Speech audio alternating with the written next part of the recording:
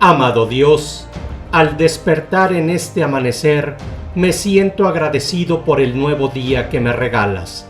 Siento tu bendición y vengo a buscarte para llenarme de ti, de tu presencia que anima, que restaura, que conforta. Te doy gracias por las obras maravillosas que has realizado a lo largo de mi vida. Jesús no dejó nada escrito, siendo el Verbo encarnado, el Logos de Dios, nuestro camino de acceso a Dios. Ese dato no es aparentemente lógico, teniendo en cuenta la extensión del Antiguo Testamento. Llega el momento culminante de la historia de la salvación. ¿Y Cristo no nos deja nada escrito? Vaya chasco, con la cantidad de cosas que había dicho Dios hasta ahora a través de los profetas y los patriarcas. La naturaleza humana tiende a conservar mal la tradición oral, que puede desfigurarse con el paso de las generaciones. Además, cuando se trata de fenómenos religiosos o milagrosos, la tendencia hiperbólica monta un decorado rococó que imposibilita conocer la realidad que los fundó. Y así, partiendo de un hecho maravilloso, la prolija decoración puede acabar convirtiéndolo en una mera leyenda o un mito. De hecho, muchos ven a Cristo así, como una leyenda o un mito. También ayuda a eso que parte de las religiones encuentren en estos elementos su fundamento. El problema es que no son reales. Para evitar el olvido, la tergiversación y la mitologización, es importante contar con un testimonio escrito. Evita que se pierda el hecho original y permite una comprensión más directa a las sucesivas generaciones. Pero Cristo, el Maestro, dejó toda su enseñanza en el corazón de los discípulos, que le acompañaron 3 años de vida pública.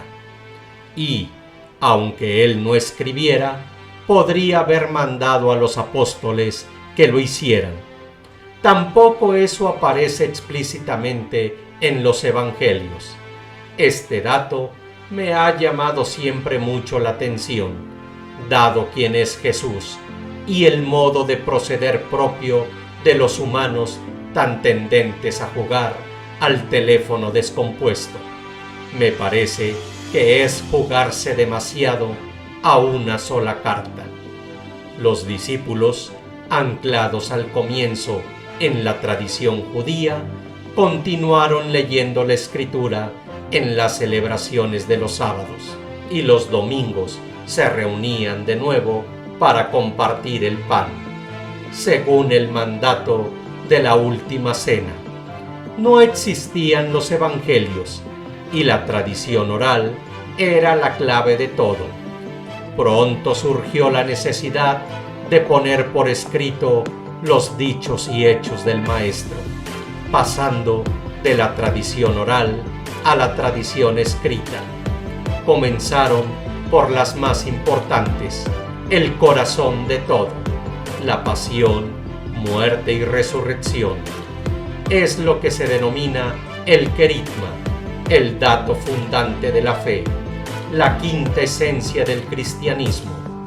Con el correr de los años y la inevitable desaparición de los discípulos por fallecimiento o martirio, comenzaron a escribirse sus testimonios antes de que descansaran en la casa del Padre.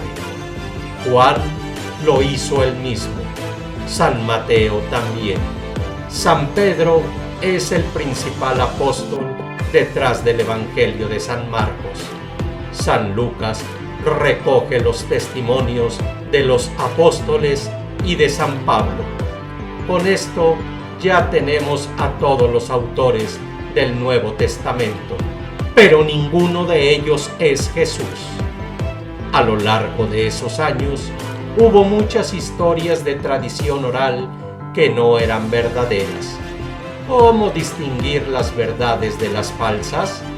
Esa fue la tarea de la tradición oral.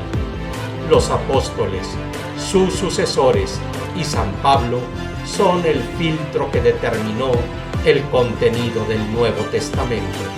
Pero no trabajaron solos. La gracia de Dios estuvo con ellos. Cristo estuvo con ellos escribiendo el Nuevo Testamento.